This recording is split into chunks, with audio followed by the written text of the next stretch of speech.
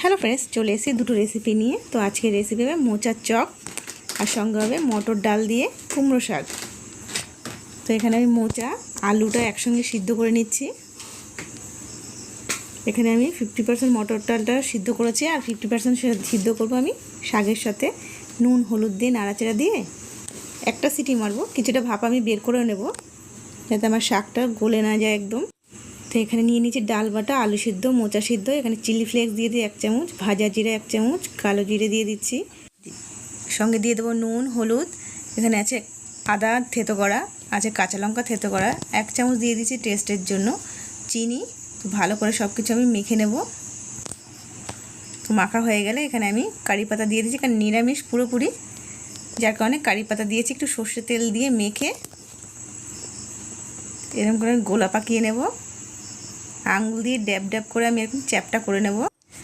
তো এখানে আমি সাদা তেল গরম করে নিচ্ছি, একে একে কিন্তু দিয়ে দেবো। এই মোচা চপটা কিন্তু দুর্দান্ত লাগে বন্ধুরা, বাড়িতে অবশ্যই একবার ট্রাই করবেন। উল্টে পাল্টে লাল লাল করে ভেজে নিয়েছি, নামিয়ে নেব। বাদবাকিটা একই রকম করে ভেজে নেব।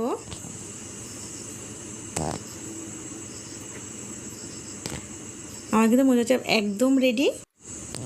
এখানে ডালটা ফোড়নে দিয়ে দেবো। এখানে দিয়েছি কালো জিরে, শুকনো লঙ্কা, দিয়েছি জিরে, এখানে একটু আদা দিয়ে দেবো থেতো করা। ডালটা আমি ফোড়নে দিয়ে দিচ্ছি।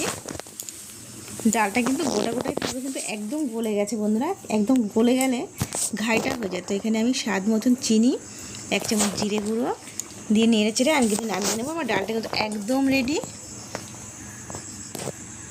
দেখতে পাচ্ছেন বন্ধুরা কতটা সুন্দর আর কতটা টেস্ট হয়েছে খেতে।